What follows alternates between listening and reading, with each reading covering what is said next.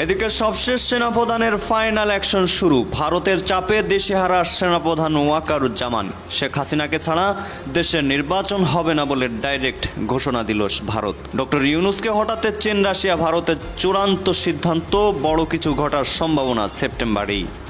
সেনাপ্রধানকে ভারতীয় অথরিটি একটি দায়িত্ব দিয়েছে। ভারত বলেছে তারা আর বরদাস্ত করবে না এবং তারা যেই কোনো সময়ে ব্যবস্থা নিতে পারে। আর আমেরিকার দালাল যে ইউনূস, এই ইউনূসকে এই খবরটি পৌঁছে দেওয়ার জন্যই এই প্রধান সেনাপতি গিয়েছেন। যেই যে জায়গায় মেসেজ যাওয়া দরকার সেই সব জায়গায় মেসেজ চলে গেছে। অ্যাকশন শুরু হবে। জেনারেল ওয়াকার যে তিনজনের সঙ্গে দেখা করেছেন, মাননীয় প্রধান বিচারপতি, মহামান্য রাষ্ট্রপতি এবং ইউনূসের সঙ্গে, সেখানে তিনি হয়তো একটা মেসেজ দিয়ে আসছেন। ইউনূস বুঝতে পারছেন যে পরিস্থিতি এখন অস্বাভাবিক পথে যাচ্ছে, তার সময় এখন ঘনিয়ে আসছে। হুমকি কি ইউনূস দিচ্ছেন সেনাপ্রধানকে, নাকি সেনাপ্রধান ইউনূসকে চূড়ান্ত মেসেজ দিয়ে আসছেন? কিন্তু এর মাঝে নতুন একটা চমক আসলো। নতুন চমক যেটা হচ্ছে যে শুধু একটা না, একাধিক, অন্তত দুইটা সরকার আগামী নির্বাচনের আগে আসতে পারে এরকম তত্ত্ব সামনে আনা হলো। হঠাৎ করে কি হলো যে একটা নয়, দুইটা সরকারও নির্বাচনের আগে আসতে পারে। হ্যাঁ দর্শক, নির্বাচনের আগে এমন কিছু ঘটতে যাচ্ছে যেটা আপনার কল্পনার বাইরে। রীতিমতো বাংলাদেশের রাজনীতির অবস্থা পুরাই আওলায় গেছে। দর্শক, গত কয়েক মাস জুড়ে আমরা আমাদের চ্যানেলে হামলা সংঘর্ষের রণক্ষেত্রের খবর দিল। আজকে এমন একটি সংবাদ যা আপনাদের না দিয়ে পারলাম। রীতিমতো ভারতের সেনাপ্রধান, অর্থাৎ ভারত থেকে বাংলাদেশের সেনাপ্রধানকে কঠোর হুমকি জানানো হয়েছে যাতে করে ডক্টর ইউনূসকে আউট করে দেওয়া হয়। পাশাপাশি শেখ হাসিনাকে বাংলাদেশে ফিরিয়ে আনতে বা নির্বাচনের মাধ্যমে আবারও আওয়ামী লীগকে ক্ষমতায় বসাতে, অর্থাৎ আওয়ামী লীগকে ছাড়া যে নির্বাচন হবে না, তা নির্বাচনের আগেই তিনটি দেশ থেকে এই বার্তাটা দিয়ে দিয়েছে একেবারে স্পষ্টভাবে। চীন থেকে, জাপান থেকে, আরো একটি দেশ থেকে। দর্শক, কথা বাড়াবো না, চলুন এসব বিষয়ে বিস্তারিত তথ্যগুলো জেনে আসে। আশা করি সঙ্গে থাকেন। আর হ্যাঁ, পরবর্তী আপডেট পেতে চ্যানেলটি সাবস্ক্রাইব করবেন এবং পাশে রাখা বেল আইকনটি বাজিয়ে দিবেন। আর যারা লাইক দেন, লাইক দিয়ে চলুন বিস্তারিত দেখে আসা যাক। হচ্ছে সেনাপ্রধানকে ভারতীয় অথরিটি একটি দায়িত্ব দিয়েছেন যে আপনি তো একটা সার্বভৌম রাষ্ট্রের সেনাপ্রধান। এখন দেশে যে চিফ জাস্টিস আছে উনাকেও অবৈধভাবে তারা নিয়োগ দিচ্ছে, সুতরাং তাদের সরকার যেহেতু অবৈধ, তাদের নিয়োগটিও অবৈধ। এক, ডক্টর ইউনূস একটি অবৈধ সরকারের প্রধান, যেই সরকারটি কনস্টিটিউশনের কোনো গ্যারান্টি নেই। পৃথিবীর যে কোনো দেশ এই সরকারের সাথে যেই সব চুক্তি করবে, কর্মকাণ্ড করবে, সেগুলো বাতিল বলিয়া গণ্য হইবে। একমাত্র প্রতিষ্ঠান প্রেসিডেন্ট। এই প্রেসিডেন্টই বাংলাদেশের বৈধ আইন অনুসারে সুষ্ঠুভাবে নির্বাচিত একজন প্রেসিডেন্ট। তাই তারা আমেরিকার সাথে যখন ভারতের একটা কনফ্রন্টেশন যায়, ভারত আমেরিকার প্রেসিডেন্ট ডোনাল্ড ট্রাম্পের 5টি ফোন কল রিফিউজ করেছেন। তার মানে বলেছেন যে তোমাদেরকে না হইলেও আমরা চলবো, আমরা দেখবো দক্ষিণ পূর্ব এশিয়াতে তুমি কি করে ঢুকো। তুমি বাংলাদেশ যে ঢুকতে চাচ্ছ তো, চায়না, ইন্ডিয়া এবং রাশিয়া এক হয়ে গেছে এক্ষেত্রে যে দক্ষিণ পূর্ব এশিয়াতে এই আমেরিকাকে ঢুকতে দিব না। আর আমেরিকার দালাল যে ইউনূস, এই ইউনূসকে এই খবরটি পৌঁছে দেওয়ার জন্যই এই প্রধান সেনাপতি গিয়েছেন। প্রধান সেনাপতি গতবারে বক্তৃতায় কি বলেছিলেন যে দেশের সার্বভৌমত্ব, আমি আপনাদেরকে সতর্ক করছি, দেশের সার্বভৌমত্ব বিনষ্ট হবে। বলেনি দেশে এনার্কি হবে, বিশৃঙ্খলা হবে, বলেছে সার্বভৌমত্ব চলে যাবে। সার্বভৌমত্ব কখন যায় আপনারা বুঝতে পারছেন? ভারত বলে দিয়েছে, ভারতের অথরিটি বলে দিয়েছে যে আমেরিকার সাথে দহরম মহরম করে আপনারা বঙ্গোপসাগর দেওয়া, কক্সবাজারে দেওয়া এবং ওই যে মিয়ানমারের সাথে একটি করিডোর দেওয়া, এইসব সব কিছু থেকে বাংলাদেশকে বেরিয়ে আসতে হবে। এক, দ্বিতীয়ত যত দ্রুত সম্ভব গণতান্ত্রিক সরকারের কাছে ক্ষমতা হস্তান্তর করতে হবে। তা না হলে বাংলাদেশে যে মৌলবাদ, যে জঙ্গিবাদের উত্থান হচ্ছে, এটা দক্ষিণ পূর্ব এশিয়াকে অশান্ত করবে। তিন হচ্ছে আমেরিকার তাবেদার, যেই সব আমেরিকার টাকা খেয়ে জামাত, এনসিপি এবং ডক্টর ইউনূস গং যে আকাম কুকাম বাংলাদেশে চালাচ্ছে, মানুষকে যেভাবে হত্যা, নির্যাতন, দর্শন করছে, এতে করে এই অঞ্চলের স্থিতিশীলতা বিনষ্ট হচ্ছে। যত দ্রুত সম্ভব সুষ্ঠু নির্বাচনের মাধ্যমে, অংশগ্রহণমূলক এবং ফ্রি অ্যান্ড ফেয়ার ইলেকশনের মাধ্যমে ক্ষমতা হস্তান্তর করে দিতে হবে। এই ইস্যুগুলি ভারতের উচ্চ পর্যায় থেকে আমাদের সেনাপ্রধানকে বলে দেওয়া হয়েছে। তিনি সেটি কনভে করেছেন। কনভে করে যেই সব জায়গাগুলো কনস্টিটিউশন পজিশন, তাদের কাছে গিয়ে খবরটি বলেছেন। এখন এই খবর পাওয়ার পর এই খবরটি আবার বিএনপির কাছেও ডিপ্লোম্যাটিকভাবে কনভে করা হয়েছে। বিএনপিকে বলা হয়েছে যে আপনারা যদি আওয়ামী লীগকে ব্যান্ড, জাতীয় পার্টিকে ব্যান্ড, 14 দলকে ব্যান্ড, এই মবের দাবিকে সমর্থন করে যদি কোনোভাবে এই ম্যানিপুলেটেড ক্ষমতায় আসার চেষ্টা করেন, তাহলে আপনাদের আয়ু হবে কচু পাতার পানির মতো, ক্ষমতায় যেতে পারবেন, ক্ষমতার স্বাদ আপনারা পাবেন না। এই কথা শোনার পর বিএনপিরও একটু পায়ের নিচের মাটিটা কেঁপে উঠছে।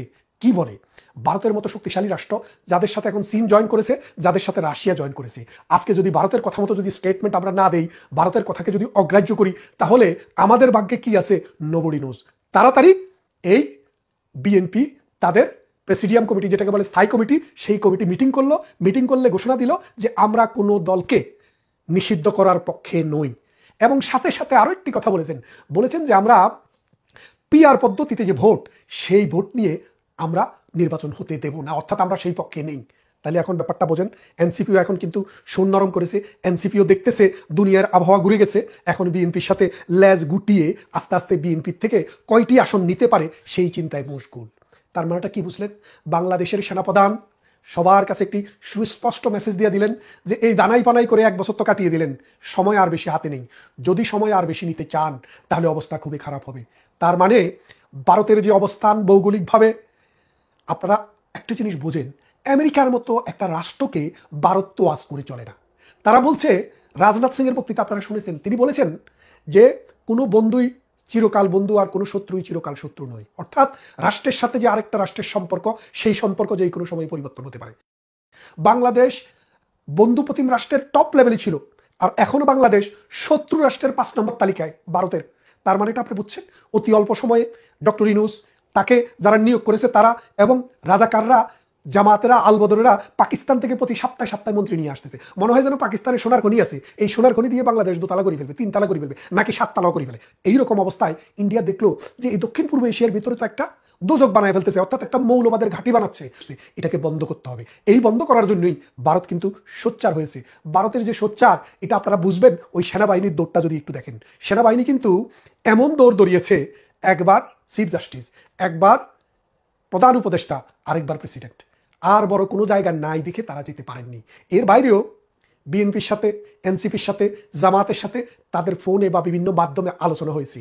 আলোচনা হওয়ার পর যেই অনুসিদ্ধান্ত হলো, সেটি হলো অতি শীঘ্রই জামাত আসুক বা না আসুক ডাজেন্ট ম্যাটার, নির্বাচন করে ফেলতে হবে, এবং এক্সিস্টিং পদ্ধতিতেই বাংলাদেশের সংবিধানের অধীনেই নির্বাচনটি হতে হবে। ভারত এখন যে উদ্যোগ নিয়েছে, ভারতের কথা হচ্ছে বাংলাদেশের মানুষের শাসন করবে, এটাতে আমাদের কোনো সমস্যা নেই, কিন্তু বাংলাদেশ আইনের ভিত্তিতে শাসিত হতে হবে। বাংলাদেশে মৌলবাদী আসতে পারবে না, জঙ্গি আসতে পারবে না, অনির্বাচিত সরকার আসতে পারবে না। যারা দেশের স্বার্থকে, ভারতের পেটের ভিতরের বাংলাদেশের স্বার্থকে আমেরিকার কাছে বিক্রি করে বাংলাদেশের বন্দর দিয়ে দিবে, বাংলাদেশে সিপোর্ট করতে দিবে, এবং বাংলাদেশের করিডোর দিয়া বার্মাকে দ্বিখণ্ডিত করবে, এইরকম অবস্থা যদি হতে যায়, তাহলে ভারত বলেছে তারা আর বরদাস্ত করবে না, এবং তারা যেই কোনো সময়ে ব্যবস্থা নিতে পারে। ভারত যদি ব্যবস্থা নেয়, কি ব্যবস্থা নিতে পারে সেটা আপনারাও জানেন, আমরাও জানি। ডক্টর মোহাম্মদ ইউনূসের দপ্তর থেকে দেওয়া একটা প্রেস নোটে সেখানে ইনিয়ে বিনিয়ে বলা হয়েছে তারা নির্বাচন সম্পন্ন করতে চান যে কোনো মূল্যে, তবে যদি কোনোভাবে এখতিয়ার বহির্ভূতভাবে কেউ বাধা দিতে চায়, প্রতিবন্ধকতা সৃষ্টি করতে চায়, তাহলে সেই বিষয়গুলি জনগণকে জানানো হবে, জনগণকে জানাবার পর জনগণকে নিয়ে পরবর্তী পদক্ষেপ নেওয়া হবে। শব্দটি মনে রাখবেন, বলা হয়েছে যদি কেউ এখতিয়ার বহির্ভূতভাবে বাধা সৃষ্টি করে বা এখতিয়ার বহির্ভূতভাবে কোনো আদেশ নির্দেশ দেয়, এমনটাই বোঝাবার চেষ্টা করা হয়েছে। তো একটা সরকারের প্রধান, তার একটা উপদেষ্টা পরিষদ আছে, আইনের দৃষ্টিতে যদিও টোটালটাই অবৈধ, তারপর একটা স্ট্রাকচার কাজ তো করছে।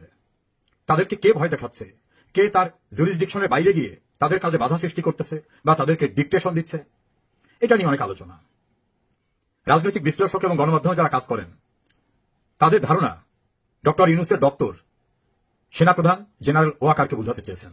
হঠাৎ করে এই সময় কেন তিনি সংবাদ বিজ্ঞপ্তিতে কেউ যদি এখতিয়ার বহির্ভূত কাজ করে, আমাকে একটি দৈনিকের সদ্য অপসারিত সম্পাদক, বাংলাদেশের খ্যাতিমান একজন সাংবাদিক সংগঠনের নেতা ছিলেন, তিনি আমাকে বললেন উনি কাকে বলে এখতিয়ার বহির্ভূত, উনারই তো কোনো এখতিয়ার নাই, কোন আইনে উনি এই আসনে বসেছেন, ওনার আইনগত ভিত্তি কি, সংবিধানে তো ওই নামে কোনো পদই নেই, উনি নিজেই তো এখতিয়ার বহির্ভূত, উনি আবার অন্যকে বলেন এখতিয়ার বহির্ভূত। উনি তো বুঝাতে চান জেনারেল ওয়াকারকে এখতিয়ার বহির্ভূত। জেনারেল ওয়াকার তো অফিসিয়ালি অ্যাপয়েন্টেড, এবং সেনাবাহিনী একটা ইনস্টিটিউশন, একটা প্রতিষ্ঠান, তিনি অবৈধভাবে ক্ষমতা দখলকারী না। ইউনূস যেভাবে দখলে বসছেন, তাহলে ওয়াকারকে নিয়ে তার এত অ্যাংজাইটি কেন?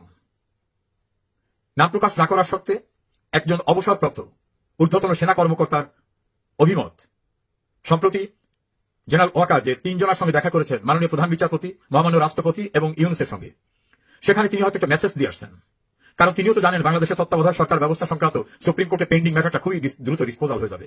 তারপর তো তত্ত্বাবধায়ক সরকার ব্যবস্থা যদি সংবিধান ফিরে আসে, তাহলে তত্ত্বাবধায়ক সরকার গঠন করতে হবে, সেক্ষেত্রে তার ইউনূসকে রাখার কোনো অবকাশ নাই আইনে। সেখানে নিয়ম অনুযায়ী তো সর্বশেষ অবসরপ্রাপ্ত প্রধান বিচারপতি হবেন তত্ত্বাবধায়ক সরকারের প্রধান উপদেষ্টা। তিনি যদি কোনো কারণে আসতে রাজি না হন বা তাকে নিয়ে কোনো বিপত্তি হয়, তাহলে তার পূর্বে যারা রিটায়ার করেছেন, বিচারপতি হাসান ফয়েজ সিদ্দিকী, বিচারপতি সৈয়দ মাহমুদ হোসেন, বিচারপতি মোজাম্মেল হোসেন আর অন্যান্য যারা আছেন নিয়মমাফিক যারা আসবেন। এখানে মনে রাখতে হবে যারা রিজাইন করে গেছেন, পদত্যাগ করেছেন, তারা কিন্তু কেউ আসতে পারবেন না। ফলে যদি পূর্বের স্ট্রাকচারও থাকে, তাহলে এই যাদের কথা বললাম তারা হবেন তত্ত্বাবধায়ক সরকারের প্রধান, যদি অন্যরকম কোনো কিছু না হয়। ইউনূস বুঝতে পারছেন যে পরিস্থিতি এখন অস্বাভাবিক পথে যাচ্ছে, তার সময় এখন ঘনিয়ে আসছে, তিনি খাদের কিনারে একেবারে চলে গেছেন। হয়তো আমি অনুমান করে বলছি যে সেনাপ্রধানের কোনো মেসেজ হয়তো তাকে আরো বেশি আতঙ্কিত করেছে। ভীত লোকরা গ্রামে যখন রাতে চলাফেরা করে, অন্ধকারে যখন চলে এবং আশপাশে যখন বাগান থাকে, কোনো বিষাক্ত সাপ, হিংস্র জানোয়ার থাকতে পারে, নাও পারে। গ্রামে একটা প্রচলিত কথা আছে, ভূত প্রেত থাকে। অজানা আশঙ্কায় সে চিৎকার করে করে গান গাইতে থাকে, কখনো কখনো বলতে থাকে আমি কোনো ভয় পাইনি, আমি কোনো ভয় পাচ্ছি না। ইউনূস চতুর্দিকে তাকিয়ে দেখছেন সঙ্গে কেউ নাই। ওই যে গ্রামে অন্ধকারে বাগানে। তো দর্শক, দেখছিলেন খুব গুরুত্বপূর্ণ প্রতিবেদন। এতক্ষণ আমাদের সাথে থাকার জন্য এবং দেখার জন্য সবাইকে ধন্যবাদ জানাচ্ছি। দর্শক, দেখছিলেন বিভিন্ন ধরনের আলোচনা এবং খুবই গুরুত্বপূর্ণ ইম্পর্টেন্ট একটি নিউজ। দর্শক, এখন এই বিষয়ে আপনাদের মতামতকে আশা করি সম্পূর্ণ সংবাদের সাথে ছিলেন। আপনার কমেন্টে যদি কিছু বলার থাকে অবশ্যই জানাবেন যে আসলে এই শেখ হাসিনাকে বাংলাদেশে প্রয়োজন কি প্রয়োজন না। আর পরবর্তীতে এর থেকে গুরুত্বপূর্ণ কিছু নিউজ আসতেছে, তাই সবাইকে রিকোয়েস্ট করবো এবং অনুরোধ জানাবো সবাই একটু চ্যানেলটি সাবস্ক্রাইব করবেন এবং পাশে রাখা বেল আইকনটি বাজিয়ে দিবেন। ধন্যবাদ এতক্ষণ সাথে থাকার জন্য।